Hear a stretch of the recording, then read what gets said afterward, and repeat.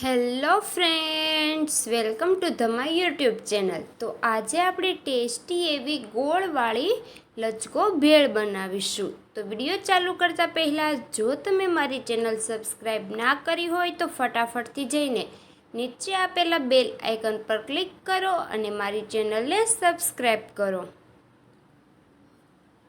તો ભેળ બનાવવા માટે મેં અહીં થોડો ગોળ લીધેલ છે. ગોળમાં આપણે ગોળ પલ્લે તેટલું પાણી ઉમેરી દઈશું. તો તેને હવે 5 થી 10 મિનિટ માટે છોડી દઈશું. તો 5 મિનિટ પછી આપણું ગોળવાળું પાણી બનીને બિલકુલથી રેડી છે. તો તમે જોઈ શકો છો આપણો ગોળ છે તે સારી રીતે ઓગળી ગયો છે. તો હવે આપણે તેમાં અડધું લીંબુ એડ કરીશું.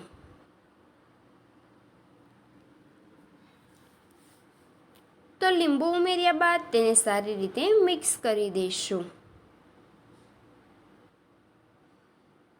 તો હવે મેં અહીં ઝીણા સમારેલા કાંદા, ઝીણી સમારેલી કેરી, ઝીણા સમારેલા ટામેટાં, ધાણા અને મરચી લીધેલ છે. આ બધી જ વસ્તુને આપણે નાના ટુકડા કરીને રેડી કર્યા છે.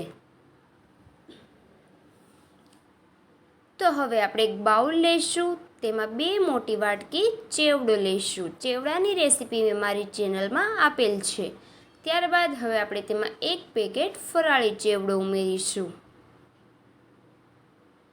ત્યાર પછી હવે આપણે તેમાં આલુ સેવ ઉમેરીશું.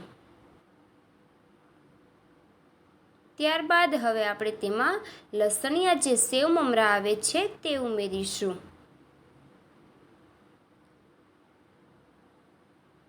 તો બધી જ વસ્તુ ઉમેર્યા બાદ હવે આપણે તેમાં ઝીણા સમારેલા કાંદા ઉમેરી દઈશું.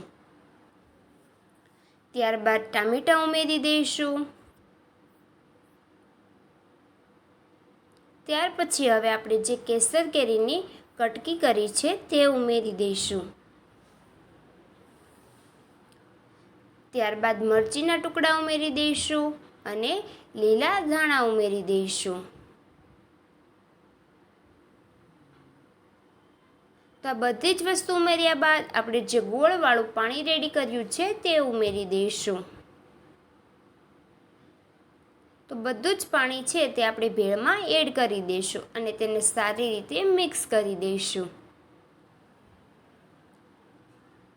તો ફ્રેન્ડ્સ, આ ટેસ્ટી એવી ભેળ બનીને રેડી છે. તો તમને આ ભેળની રેસીપી કેવી લાગે તે જરૂરથી કોમેન્ટ કરજો.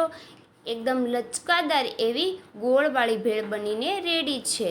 તો ફ્રેન્ડ્સ, આ ઇન્સ્ટન્ટ નાસ્તા માટેની રેસીપી છે. તો તમને આ રેસીપી કેવી લાગી તે જરૂરથી કોમેન્ટ બોક્સમાં જણાવો અને મારી ચેનલ ખુશી કુકિંગને લાઈક કરો, શેર કરો અને સબસ્ક્રાઈબ કરો, જેથી મારા અવનવા વિડીયો તમારા સુધી પહોંચી શકે.